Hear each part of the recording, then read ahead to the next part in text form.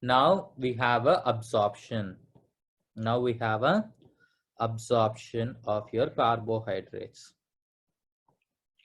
Absorption of your carbohydrates. So this absorption is basically via two mechanisms. Via two mechanisms.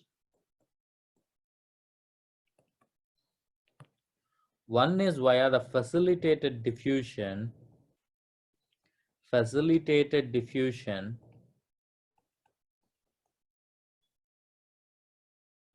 And another one is via your secondary active transport. Another one is via what? A secondary active transport. So you know what is a second active transport and facilitated diffusion?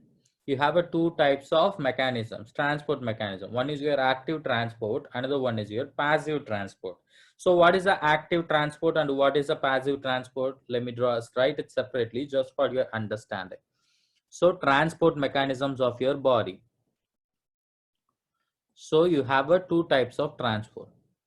One is your active, another one is your passive. Another one is your passive. So active means against the concentration gradient. Active means what? Against the concentration gradient. Okay. And passive means what? Towards the concentration gradient. Passive means what?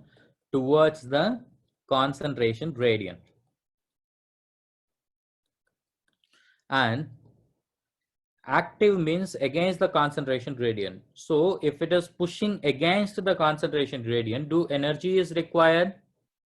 So energy is required. ATP is required during the active transport. And in the passive transport, ATP is not required. ATP is not required.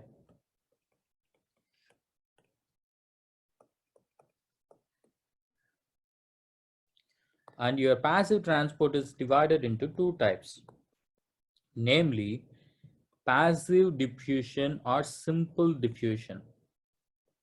If you go to the physiology, they will again say you that your passive transport contains two divisions. One is your diffusion, another one is your osmosis. Passive diffusion and facilitated diffusion. Osmosis is none of our topic, so I didn't go much into it. So what is meant by passive diffusion and facilitated diffusion? Direct diffusion. Direct diffusion. Either of water soluble or lipid soluble. Either water soluble or lipid soluble. How the water soluble is getting transferred, how the lipid soluble is getting transferred. Your water soluble is dissolved with the water and transports. Dissolved with the water and transport via the water channel and transported via water channels. Water channels. Lipid soluble can directly penetrate, right? Lipid soluble can directly penetrate. Okay, now what happens is substance will bind with the carrier protein. Substance will bind with the carrier protein on the cell membrane surface. Substance will bind with what? Carrier protein, and then this carrier protein will undergo conformational changes. Carrier protein undergo conformational changes, and when carrier protein undergo conformational changes, what happens? Your substance will pass through. Substance will pass through the membrane. Will pass through the membrane. Okay. So this type of diffusion is your passive diffusion. Okay, this type of diffusion is your passive diffusion. And then what happened? Passive diffusion and facilitated diffusion. And then similarly, you have your active transport. It is either classified into primary and secondary active transport. Primary and secondary active transport. What is a primary active transport and what is a secondary active transport? What is a primary active transport and what is a secondary active transport? So your primary active transport means ATP will be spent. ATP will be spent for the transport. ATP will be spent for the transport. In the case of secondary active transport, either an ion exchanged for one ion exchanged for another ion exchanged or co-transported, or it takes another ion along with them. It won't transport directly. Okay. So how the primary active transport works is the substance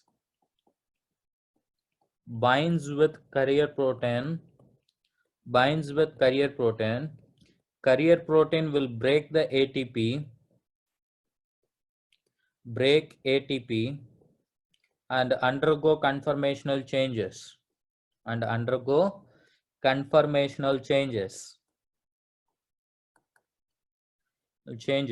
Once they broken and undergone conformational changes, then substance will pass through.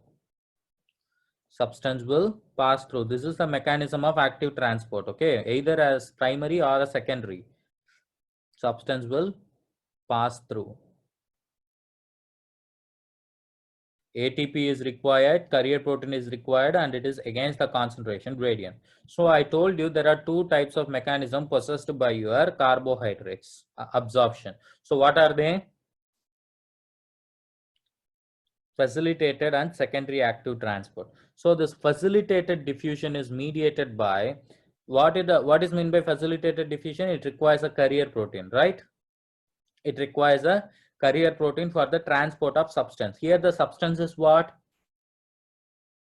Carbohydrate or glucose. Yes or no?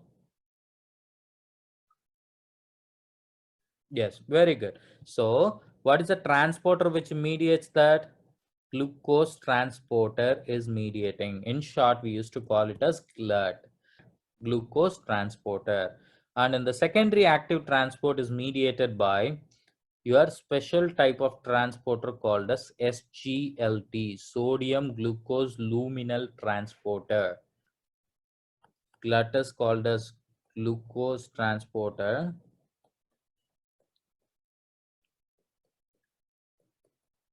and SGLT is called as sodium glucose luminal transporter. Sodium glucose luminal transporter.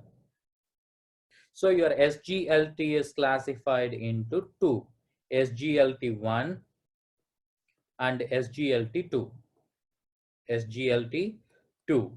So what is a SGLT1? Where does it present? It is present in your intestine. Number one, for the absorption, right? Okay. And you have your renal tubule partly. SGLT2 is mainly present in the renal tubules. Renal tubules. Now you have a glut. Various types of gluts are there. One important one is your glut is classified into two types. Your glut is classified into two types. One is your insulin dependent, and another one is your insulin non-dependent. Insulin non-dependent. Yes. So your insulin dependent one is your GLUT4. Insulin dependent one is your GLUT4. So next important thing is, what are the locations of this GLUT4? What are the locations of this GLUT4? Skeletal muscle, cardiac muscle, and adipose tissue. Skeletal muscle, cardiac muscle, and adipose tissue. Very, very important MCQ, people. You should. And insulin non-dependent are so many. Among them, you have three important things. Number one is placental specific. Which of the following is a placental specific one? Which of the following GLUT is present in the placenta? So GLUT 1 and 3. Some book says only 3, some book says 1. No, it's not right. Both 1 and 3 have some affinity towards a glucose transporter in placenta. Okay. And Second one is your what type of glut is present in RBC? GLUT1 highlighted, very important one. RBC specific is GLUT1.